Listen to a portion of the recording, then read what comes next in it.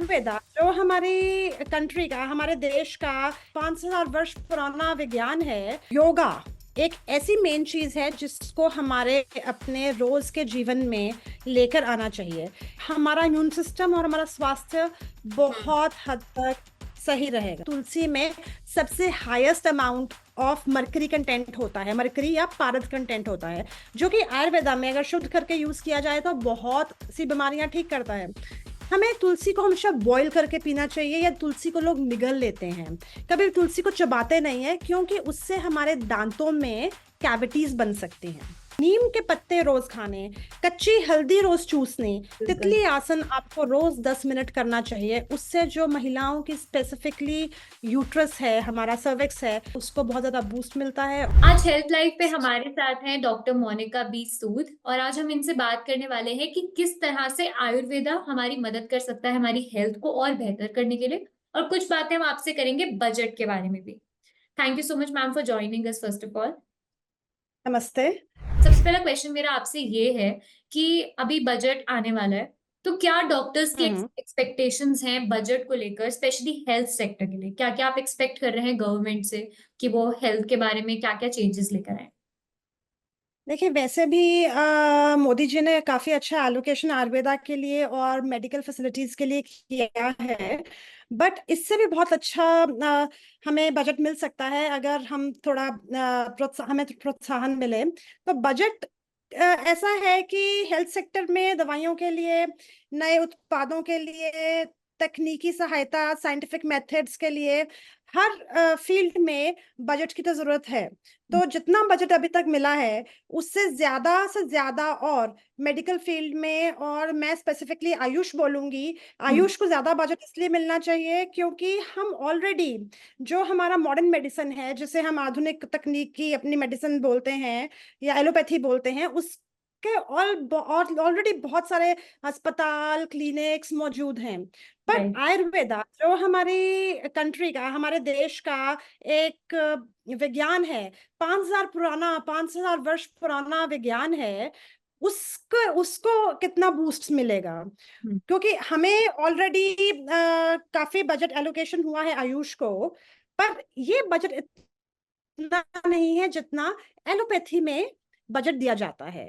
तो अगर हमें आयुर्वेद को और एलोपैथी को एक बराबर, एक समान लेकर आना है, तो हमें बजट तो जरूरत होगा, क्योंकि हमारे बहुत सारे आयुर्वेदिक अस्पताल, आयुर्वेदिक क्लिनिक और आयुर्वेदिक यूनिवर्सिटीज भी खुलनी चाहिए। अगर बजट आएगा तो फंडिंग होगा, और ऑफ कोर्स इकोनॉमी भी बढ़ेगा।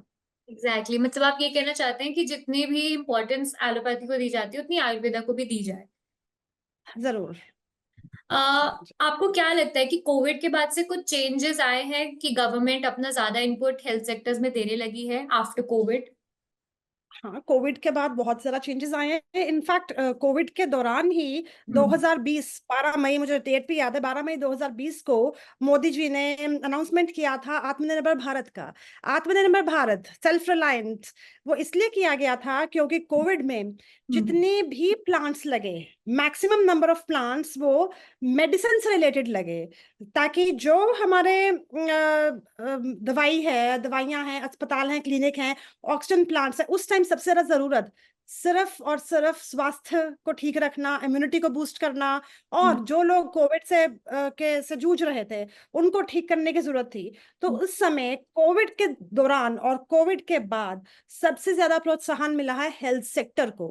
उसको राइट की जिंदगी में आयुर्वेदा बहुत इंपॉर्टेंट हो जाए, किस तरह से गवर्नमेंट वो चीज कर सकती है? देखिए, अब हर कोई नहीं समझता कि आयुर्वेदा इम्पोर्टेंट है। मैं राइट। आयुर्वेदिक डॉक्टर हूँ तो मैं समझती हूँ, आप समझते हैं।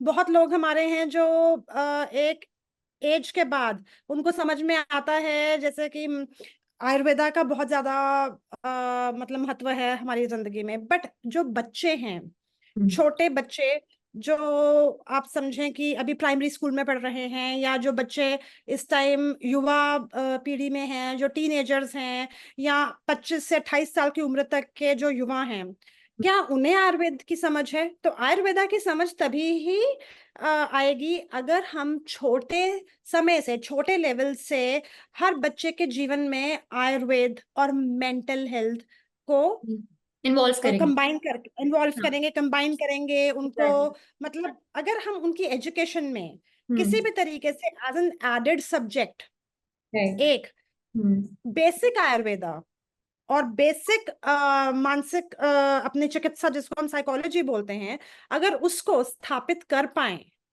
तो इससे बेहतर और कुछ नहीं हो सकता। क्योंकि बच्चा जब शुरू से ही उसको सीखेगा, पढ़ेगा, एग्जैक्टली। समझेगा, तो वो अपने पूरे जीवन में उसका उपयोग करेगा। करेगा, साथ ही उसको उस चीज की इम्पोर्टेंस भी समझ में आएगी कि आयुर्वेदा एक बिल्कुल, बिल्कुल। नेचुरल चीज है, आप उस पर ज्यादा रिलाई कर सकते हैं। इसी के चलते मैं आपसे ये पूछना चाहूंगी कि कौन सी ऐसी आयुर्वेदा की एक्टिविटीज हैं जो हम अपनी डेली लाइफ में इन्वॉल्व कर सकते हैं to to create healthy lifestyle. देखिए, सबसे पहले कि हमारे प्रधानमंत्री मोदी जी योगा डे उन्होंने राइट। बनाया, तो हम योगा डे हर साल अब सेलिब्रेट करते हैं। तो योगा एक ऐसी मेन चीज है जिसको हमारे अपने रोज के जीवन में लेकर आना चाहिए। ये मुश्किल है बहुत, कि लोग समझते हैं कि योग करना मुश्किल है, मेडिटेशन करना मुश्किल है, पर ऐसा कुछ नहीं है।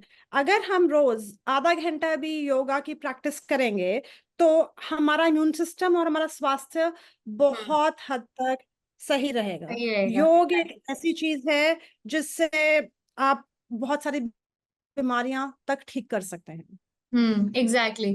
प्लस मुझे ऐसा लगता है कि लोग बहुत ट्राई करते हैं कि डिफरेंट डिफरेंट दवाइयों से अपनी इम्यूनिटी बिल्ड करें। ठीक है, बट हम्म। अनजाने में वो बहुत ज्यादा एक्सपेंसिव दवाइयां लेते हैं और कुछ ऐसी दवाइयां लेते हैं जो उनके लिवर पर भी इफेक्ट करती हैं। तो क्या कुछ हम्म। आयुर्वेदा ट्रीटमेंट ऐसे भी हैं जो हमारी इम्यूनिटी बूस्ट करने में मदद कर सकते हैं? देखिए, आयुर्वेदा और एलोपैथी या जो भी दवाइयों के स्ट्रीम हैं, वो सब दवाइयां ही हैं। हम्म। लोगों को बहुत ये समझाती हूँ कि दवाई को दवाई की तरह ही यूज करो। अगर आयुर्वेदा में दवाई खा रहे हैं तो वह दवाई है। अगर आपको किसी चीज का प्रॉब्लम है, आपको कोई इशू आ रहा है, तो आप उस दवाई का सेवन करें। अगर हम रोज नॉर्मल चीज हम्म। अपना, अगर मैं आपसे एक आज क्वेश्चन पूछती हूँ, अगर आपने मूंग की दाल अपने घर में बनाई है और आप मूंग की दाल आप रोज कंटिन्यूअसली क्या 3 महीने खा पाएंगे? बिल्कुल टेस्ट भी। वाइज नहीं खा पाएंगे। अगर आप उसके अलावा कुछ भी नहीं खाएंगे तो आपके अंदर जो बाकी चीजें होंगी, बाकी मिनरल्स और न्यूट्रिएंट्स हो गए या विटामिन होंगे, उनकी कमी रह जाएगी। तो आयुर्वेदा की ट्रीटमेंट ऐसा कोई नहीं है कि आप आयुर्वेदा का ट्रीटमेंट करो तो आपको इम्यूनिटी मिलेगी, बट हाँ, कुछ जड़ी बूटियां ऐसी हैं जिनका रोज सेवन करने से आपकी इम्यूनिटी इंक्रीज हो सकती है, आपको इम्यूनिटी बूस्ट हो सकती है, जैसे कि अश्वगंधा। अब अश्वगंधा हमें बहुत प्रकार में मिलता है मार्केट में, जैसे कि टैबलेट्स में, कैप्सूल्स में, हाँ। अश्वगंधा रिष्ट के रूप में। पर इससे बेटर मैं एक आपको सुझाव दूंगी कि अश्वगंधा का पौधा उगाइए अपने घर में, और उसको, उसकी जो उसकी स्टेम होती है, उसकी डंडी होती है, उसका इस्तेमाल कीजिए अपने रोज के खाने में। उसको बॉईल करके पी सकते हैं। वैसे ही तुलसी, अगर हम्म। तुलसी में, मुझे नहीं मुझे लगता है कि बहुत लोगों को नहीं पता होगा कि तुलसी में सबसे highest amount of mercury content होता है, मरकरी या पारद कंटेंट होता है, जो कि आयुर्वेदा में अगर शुद्ध करके यूज किया जाए तो बहुत सी बीमारियां ठीक करता है। हमें तुलसी को हमेशा बॉईल करके पीना चाहिए, या तुलसी को लोग निगल लेते हैं, कभी तुलसी को चबाते नहीं है, क्योंकि उससे हमारे दांतों में कैविटीज बन सकती हैं, बिकॉज उसमें मर्करी होता है। तो सेवन करने की विधि बहुत इंपॉर्टेंट है। तो किसी को भी हर चीज सेवन करनी हो तो पहले उसका पूरा अभ्यास होना चाहिए, उसको पता होना चाहिए कि ये क्या है, इसका इसको यूज करने का तरीका क्या है। तरीका क्या है, एग्जैक्टली। तो तो तुलसी हो गया, नीम हो गया, नीम के पत्ते रोज खाने, कच्ची हल्दी रोज चूसनी, बहुत ज्यादा मात्रा में नहीं, थोड़ी सी मात्रा में 3-4 पत्ते नीम के, दो छोटा सा एक टुकड़ा कच्ची हल्दी का अगर आप चूसेंगे तो उससे आपकी इम्यूनिटी बहुत बूस्ट होगी। वैसे ही च्यवनप्राश खाना, आंवला खाना, ये सब चीजें बहुत जरूरी हैं। नींद, स्लीप, और रोज पानी पीना, कम से कम 2.5 से 3 लीटर पानी पीना बहुत जरूरी है, जो हमारी बॉडी को डिटॉक्सिफाई करता है। आईसीएमआर की रिपोर्ट्स बताती हैं कि इंडिया में इनफर्टिलिटी भी काफी ज्यादा बढ़ रही है। तो आयुर्वेदा हम्म। में कुछ इसके लिए भी ट्रीटमेंट है कि मेन एंड वुमेन दोनों की इनफर्टिलिटी क्योर हो सके या मदद मिल देखिए, सके? आयुर्वेदा में तो हर चीज का ट्रीटमेंट है, हम्म। प्रिवेंशन है और क्योर भी है। है। अब आयुर्वेदा में हमें ये हम भी रिपोर्ट्स पे बेस्ड काम करते हैं। तो हर इंसान का, हर ह्यूमन बीइंग का प्रॉब्लम डिफरेंट होता है। तो अब जो इनफर्टिलिटी है वो हम्म, किस वजह से है, क्या वो मेल में है या फीमेल में है, या फेब्रॉइड्स हैं, पीसीओएस है, पीसीओडी है, ब्लॉकेज ऑफ फेलोपियन ट्यूब्स है, या कोई और डिसऑर्डर है, या मेल में कुछ डिसऑर्डर्स हैं लाइक एजोस्पर्मिया और ओजोस्पर्मिया, ये ऐसी टेक्निकल वर्ड्स हैं, मतलब जो मैं समझाऊं कि मतलब गांठें बन जाती हैं महिलाओं में, ठीक है, और उनकी बच्चेदानी के अंदर जिसे हम रसौली बोलते हैं या जिसे हम गांठ बोलते हैं वो बन जाता है, ठीक है। हम्म, कई बार ऐसा होता है कि हमारे हार्मोन लेवल्स में इशू होता है। तो राइट। बहुत सारी चीजें हैं जिससे इनफर्टिलिटी हो सकती है, पर हाँ, आयुर्वेद में इसका पूरा इलाज है। इसके लिए मैं एक टिप दूंगी महिलाओं को कि रोज योगा करें, तितली आसन, जिसे हम बटरफ्लाई योगा बोलते हैं। आप कहीं भी गूगल करेंगे आपको वो आसन मिल जाएगा। बिल्कुल। तितली आसन आपको रोज 10 मिनट करना चाहिए। उससे जो महिलाओं की स्पेसिफिकली यूट्रस है, हमारा सर्विक्स है, उसको बहुत ज्यादा सहयोग मिलता है, उसको बहुत ज्यादा बूस्ट मिलता है, और वो बहुत अच्छे से उसका जो वर्किंग है वो बहुत अच्छा हो जाता है। तो बिल्कुल। हमारे फीमेल्स में uterus, reproduction system is uterus, तो राइट। इसलिए उसको ठीक करने के लिए तितली योगा, बटरफ्लाई योगा जरूर करना चाहिए। बिल्कुल। और इसके लिए हम खाने में क्या क्या चीजें ध्यान रखें, क्या चीज अवॉइड करें और क्या चीज हमें नहीं देखो, खानी चाहिए, खाना चाहिए? जैसे मैंने समझाया कि हर किसी की बॉडी, हर किसी का रहने सहने का तरीका, एनवायरमेंटल फैक्टर हर किसी का डिफरेंट होता है। तो जैसे अब अगर नॉर्थ इंडिया की बात करें तो नॉर्थ इंडिया में लोग ज्यादा मसाले खाना पसंद करते हैं। जैसे हमारी बॉडी है उस हिसाब से हमें हर चीज एक नियमित मात्रा में खानी चाहिए। जंक फूड का सेवन ना करें, हम्म। जंक फूड का सेवन नहीं करना चाहिए। फर्टिलाइजर्स, केमिकल बेस्ड चीजों का सेवन नहीं करना चाहिए। रात में मिडनाइट स्नैकिंग का बहुत चलन है आजकल, स्पेसिफिकली युवा पीढ़ी में। 12 बजे के बाद और ऑनलाइन फूड ऑर्डर की और खाना शुरू, या बीपीओज में, या जो भी रात की जिनकी नाइट शिफ्ट्स होती हैं। तो हम्म। ये एक बहुत हानिकारक चीज है। हानिकारक मैं आपको समझाती हूँ क्यों है। क्योंकि हमारे जो कैंसर सेल्स हैं वो सबसे ज्यादा रात में एक्टिवेटेड होते हैं, और हाँ। कैंसर सेल को बूस्ट कौन करता है? अगर हम रात में मिडनाइट स्नैकिंग, खाना खाना उनको बूस्ट करता है। अब खाना भी घर का बना खाना तो कोई खाता नहीं है मिडनाइट स्नैकिंग के लिए, फ्रोजन फूड खाएंगे, बाहर से ऑर्डर्ड फूड खाएंगे। वो पता नहीं है कि उसमें क्या क्या इंग्रेडिएंट्स चला है, क्या क्या उसके कंटेंट्स हैं। तो उसमें ऑफ कोर्स प्रिजर्वेटिव्स तो होते ही होते हैं। तो बिल्कुल। उससे क्या होता है कि मिडनाइट स्नैकिंग किया, कैंसर सेल बूस्ट हुआ, ऊपर से फर्टिलाइजर वाला और पेस्टिसाइड वाला फ्रोजन फूड कंज्यूम किया, प्रिजर्वेटिव वाला food, frozen frozen food consume किया। तो आप देखेंगे कि इस समय हम ये चीज देख रहे हैं कि 15 साल से लेके 35 साल के लोगों में मैक्सिमम कैंसर पाया जा रहा है। बिल्कुल, और उसका बिकॉज ऑफ सबसे अनहेल्दी मेन लाइफ। ये है, because of the hmm. additives, preservatives, and the lifestyle what they are having, lifestyle changes करने बहुत जरूरी हैं। बिल्कुल, बिल्कुल। मैम, आपसे एक लास्ट क्वेश्चन मैं ये पूछना चाहूंगी कि अब जैसे लोग आयुर्वेदा के ऊपर कोविड के बाद से आयुर्वेदा पे ट्रस्ट भी करने लगे हैं, है ना? हम्म। काफी लोग आयुर्वेदा को फॉलो करने लगे हैं और अनजाने में मार्केट से टैबलेट्स खरीद लेते हैं और अपने आप उन टैबलेट्स को खाना शुरू कर देते हैं, जस्ट लाइक मल्टीविटामिन टैबलेट्स, ठीक है? तो बिल्कुल।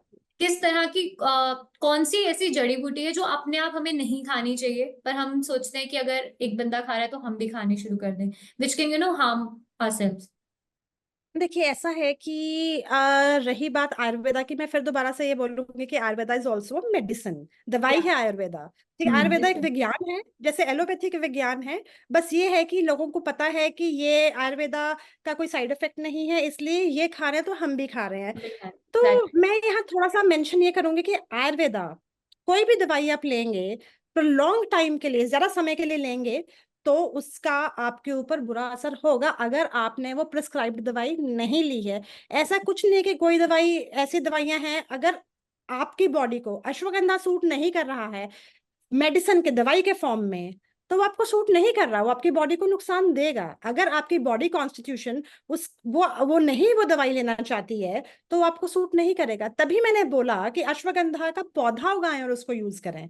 राइट। फ्रेश है, आपके घर के है, घर में है, हम्म। आप जब मर्जी चाहे बंद कर सकते हैं उसको। पर आयुर्वेदा का जो डोज होता है, वो जो मेडिसिन का डोज होता है, वो हमेशा मेडिसिन का डोज एक आपके नॉर्मल आप जो ले रहे हैं उससे ज्यादा होता है, क्योंकि वो कॉन्सेंट्रेटेड डोज होता है। तो इसलिए वो आपको ज्यादा असर करेगा या ज्यादा नुकसान भी करेगा। तो ऐसा नहीं कि अश्वगंधा नुकसान करता है, अश्वगंधा बहुत अच्छी इम्यूनिटी बूस्टर दवाई है, इम्यूनिटी बूस्टर जड़ी बूटी है, पर सेवन प्लीज डॉक्टर के हिसाब से करें। से करें, ठीक है। Thank you so much ma'am, I hope we have covered everything जो हमारी ऑडियंस को पता चलना चाहिए for Ayurveda, even for the budget also. Yes, thank you for giving your time thank and you, joining in, thank you. धन्यवाद, thank you.